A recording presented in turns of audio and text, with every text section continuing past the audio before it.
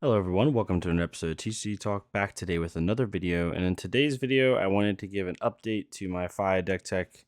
Since the Stubby's ban, I haven't given a update on what my new build is because my build honestly hasn't changed.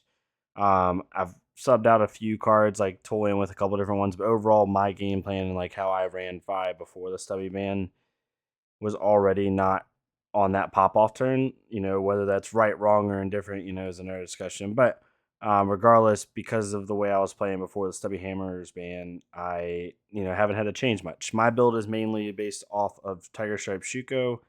I have Flame Scale Furnace in the main board, and I run Kadachis in the main board. So my whole point of my Fi build is to get as many chain links as possible, really outvalue my opponent by making them block hopefully two mass twice a turn, and then coming in with kind of a damaging final attack that after they've already blocked out mask once or twice, now they got to look at it, take the tempo for 5 or breaking point for 5 or lava burst for 5 or 6 with Shuko ability, and then or salt the wound. So in an ideal scenario, the point of my build is to do as many chain links as possible, make them block twice from mask, leak through some damage, and then come in with a good rupture attack.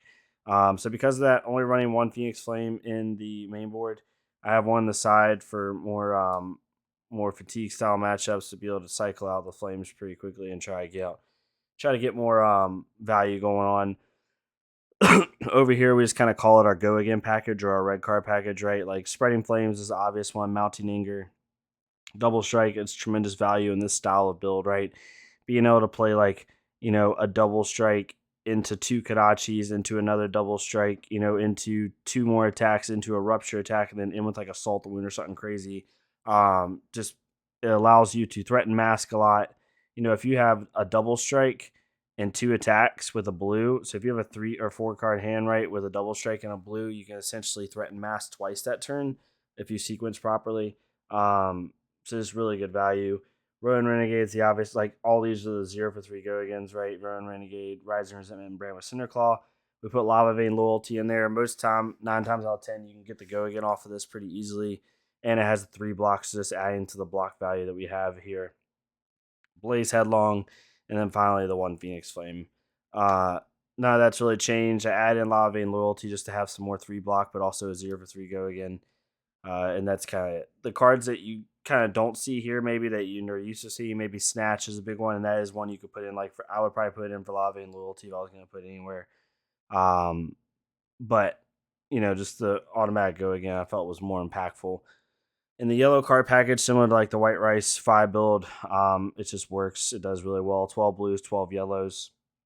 12 yellows. So on yellows, I have Art of War, Brand with Cinderclaw, and Lava and Loyalty. We're running a 9 of Brand with Cinderclaw because it helps make our Kadachis draconic. If you play Brand with Cinderclaw into a Kadachi, that counts as a draconic chain link now, so it's really useful for that. And then our 12th yellow is Salt the Wound. So we have 12 of those and 12 blues. Soul Beach Strike, Lava and Loyalty, Rising Resentment, Brand with Cinderclaw. We don't have as many 3 blocks in here as we would like because we're running the Kadachi plan, but we have 6 3 blocks of the blue. So half of our blues are 3 block, which isn't too bad.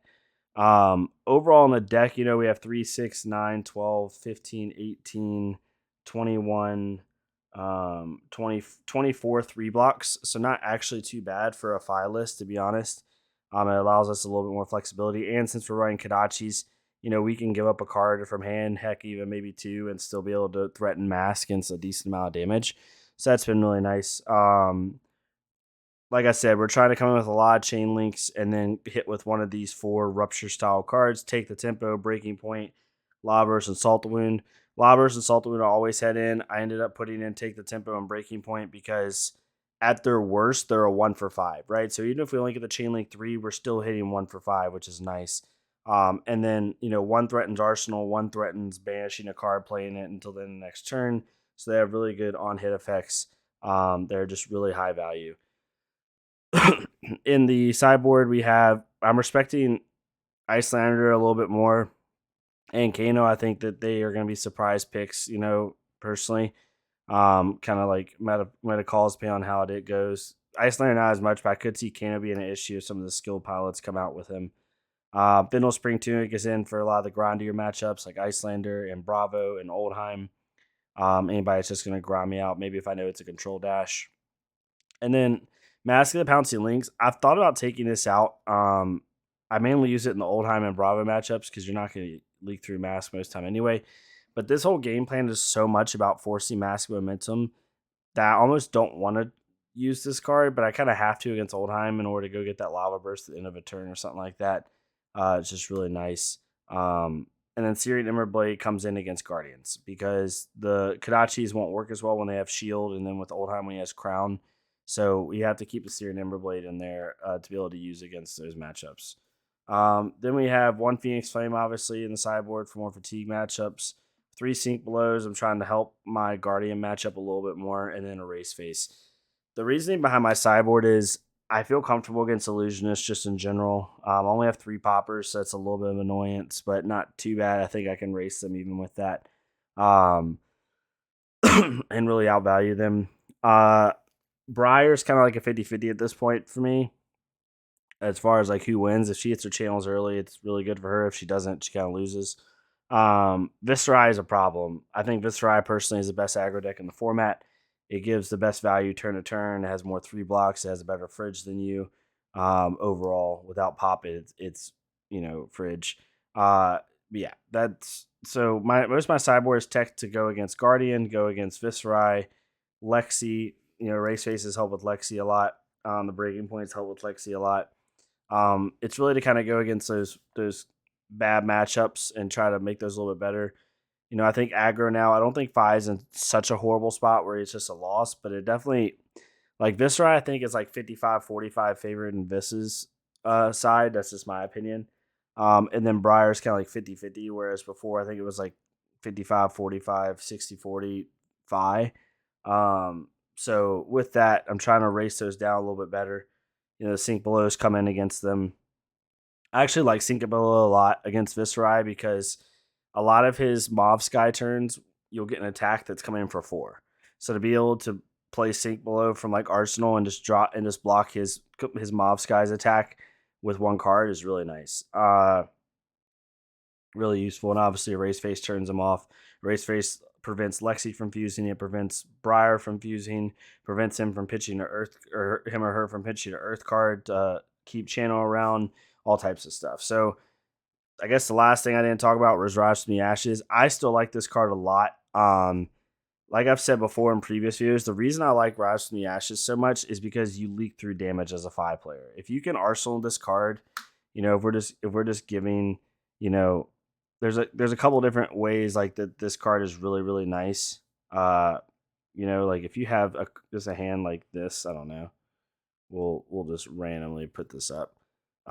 If you have these 4 cards, right, like Lava and Loyalty, Rowan Renegade, Lava Burst, and Brand Cinderclaw, you play a Rise from the Ashes from Arsenal, right, giving you your Phoenix Flame back. They know a +3 power attack's going to come, right? So you can do so much with Kadachis where like you pitch the blue, you Kadachi for 1, they're not going to block it because they know most time they're not going to block it because they know a higher power attack's coming in. And then you do something along the lines of like a Ronin Renegade for 6, right? So like if they want to block Mask out, they're probably not going to because they're saying, okay, a 6 power attack's coming. His next attack's probably going to be a 3 power, so I'm just going to let this go because there's no point in partially blocking it. It's just going to waste my time. And then there's no point in fully blocking it because he's probably going to hit me like 3 more times this chain, and then it's going to be an issue, right? But let's just say they block it. You have 2 floating. You can Kadachi again. And then you come in with like Phoenix Flame for 1. Now they want to prevent Mask on the next attack. They gotta block that. And then you come in with like a Lava Vein Loyalty for 3 and then a Lava Burst for 5. So you just did 6 chain links, right? With a 6 power attack. The reason I like it is it makes your opponent almost have to like force to take damage because since they know you're gonna be coming in again for like 4 more links, like are they going to block out that 6 power attack or are they just going to block out, the 3 power attack that comes in next? So on one side, people are like, well, it's whatever. I'm just not going to block that and I'll block his Lava and Loyalty.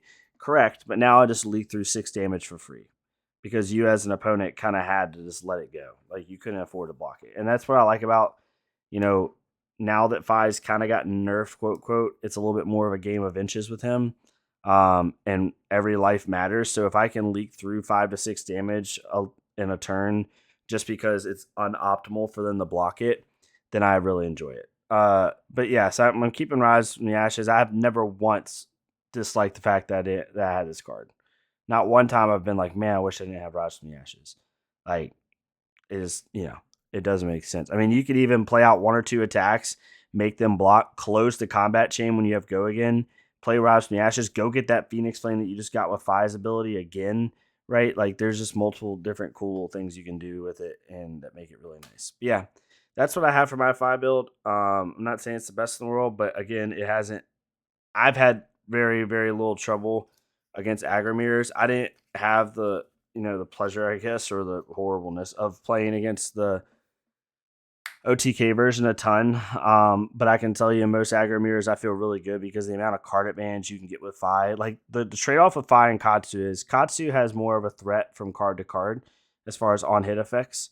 But what Fi has is Fi has more damaging end of chain and attacks, right? Being able to come with Lava Burst for 6 off a Shuko for 0, or Salt the Wound for 5 or 6, maybe even more. Take the tempo for 5, breaking point for 5, blowing up their arsenal. Take the tempo is basically like a snatch at the end of the turn. Like, what I mean? It's just a lot of good end of attacks. And he can still have decent pop off turn with like Art of War spreading flame turns and really just punishing your opponent. But yeah, hopefully this made sense. Again, my list honestly has not changed a whole lot. It has not changed a whole lot. I'm still in the same game plan I was before. If y'all like this, let me know. Leave a like, comment, or subscribe. If not me, it's totally okay. Go to our Flesh Mode career. Leave a like, comment, subscribe on their stuff so we get more people seeing this game. And I'll see y'all next time on TCG Talk. Thank y'all so much.